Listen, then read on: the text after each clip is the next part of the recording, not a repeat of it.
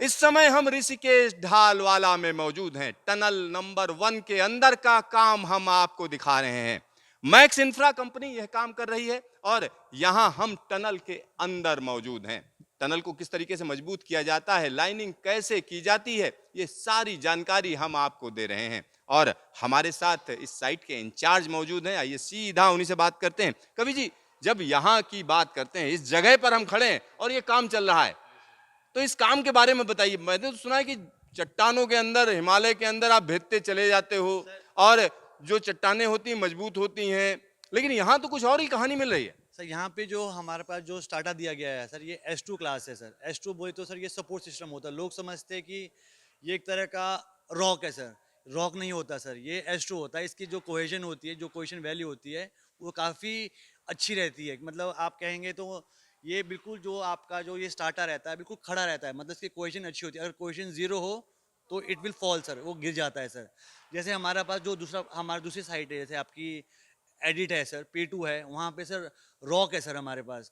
वहाँ B2 है, B1 class है, C1 क्लास है, तो उसमें सर डीलिंग प्लास्टिंग दिया जाता है। पैट आपको डीलिंग प्लास्टिंग करने को दिया जाता है।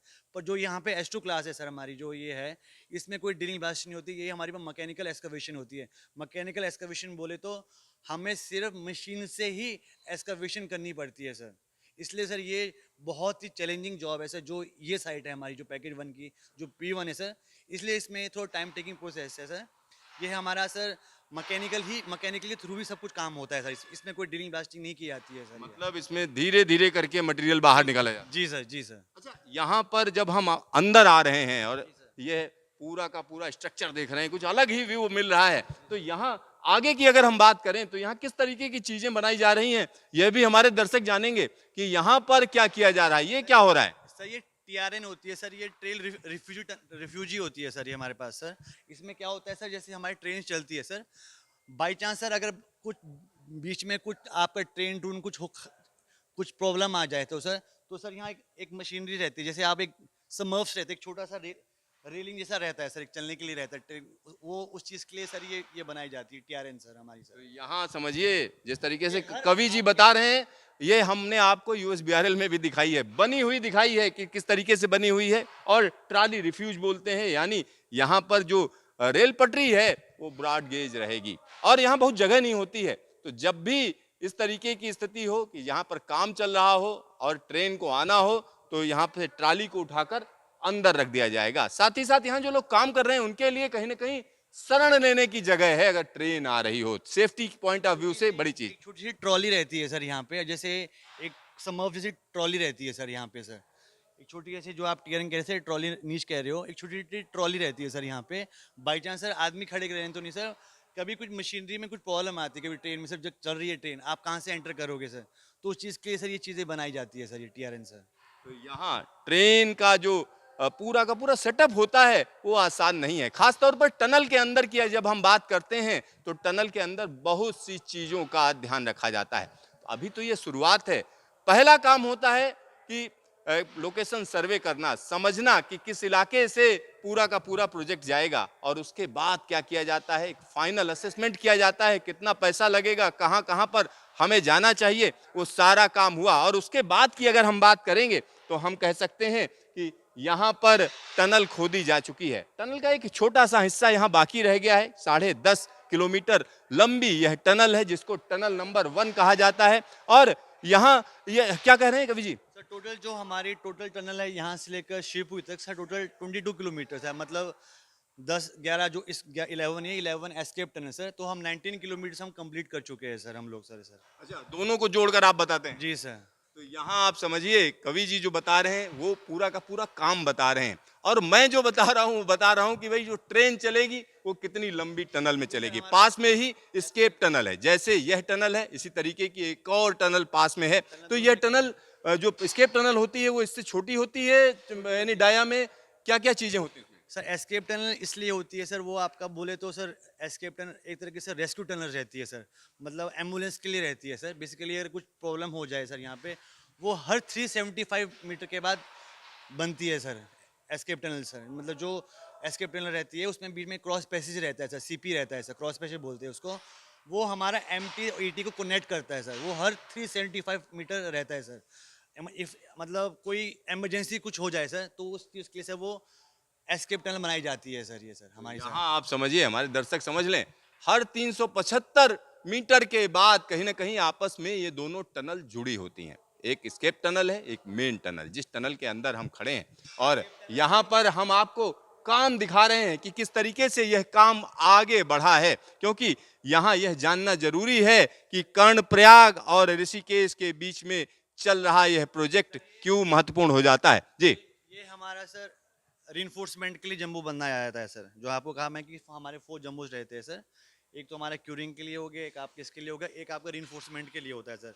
ये हमेशा सर आगे चलता रहता है सर। आप देख सकते हो सर, रिइंफोर्समेंट बांध रहे हैं सर लड़के लोग सर। ये रिइंफोर्समेंट का जम्बू होता है सर हमारे लिए सर, ये सर। तो यहाँ हम अपने दर्शकों को बता दें, इस तरीके की 4 मशीनें होती हैं। जो सबसे आगे मशीन चलती है, ये हम कह सकते हैं जंबो 1 है। और इसका काम होता है, यहाँ देखिए, इसमें जो जगह बनी हुई, इस पर चढ़कर इस पूरे के पूरे सेक्शन में हम कह सकते हैं यहाँ सरिया का जाल बिछाया जाता है और खास प्रिसीजन के साथ बिछाया जाता है। उसका डिजाइन पहले ही किया जा चुका होता है।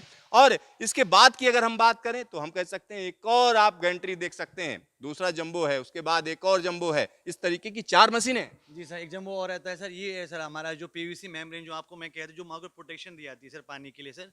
ये है सर हमारे सर, जो पीवीसी मेम्ब्रेन लगती है सर हमारी सर। तो यहाँ पर देखिए पीवीसी मेम्ब्रेन लगाई जा रही है।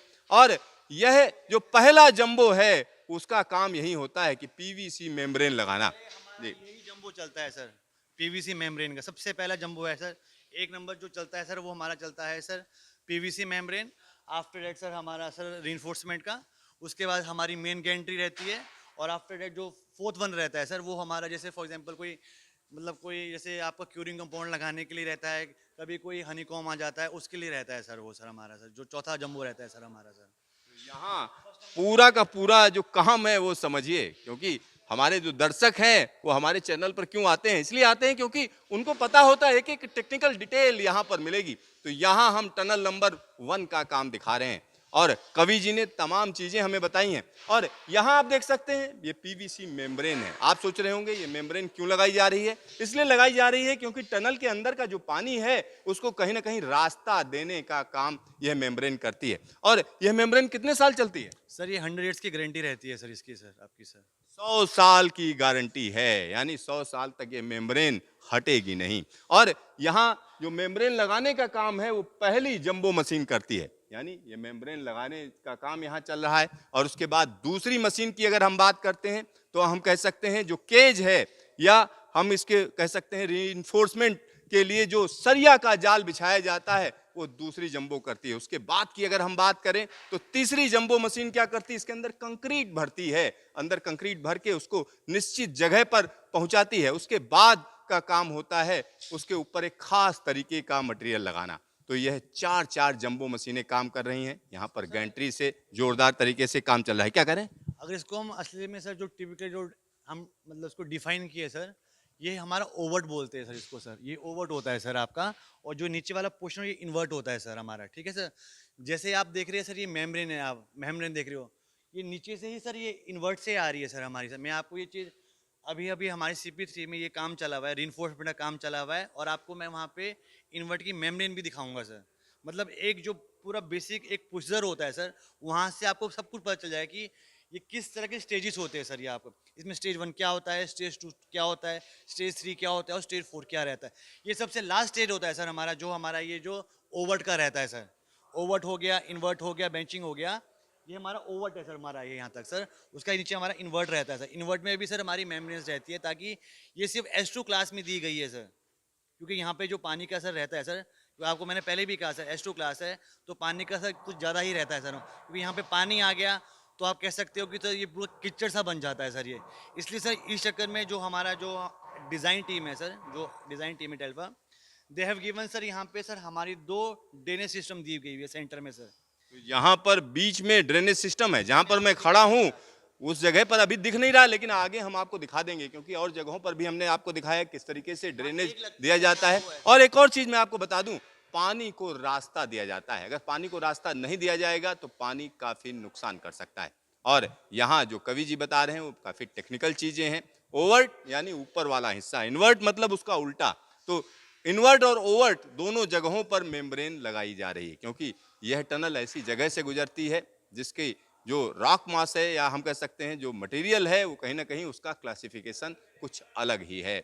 Siddharth news station, Rishikesh Dhalwala, tunnel number 1